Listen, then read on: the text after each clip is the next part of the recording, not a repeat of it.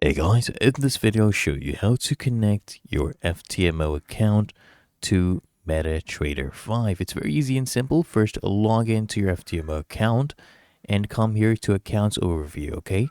And then you can click here on Credentials. You'll see your credentials.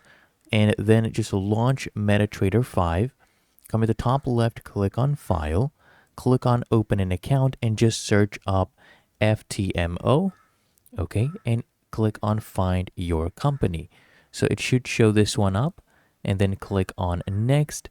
Now you can go ahead and open a real account, or you can connect with an existing trade account right here. You just need to use the login and password.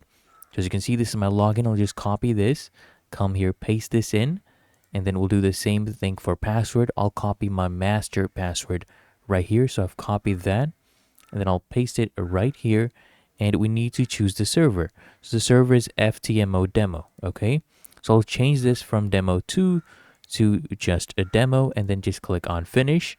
And as you can see, we should be connected in just about a second. Just give it time to initialize. And there you go. As you can see, I have now connected.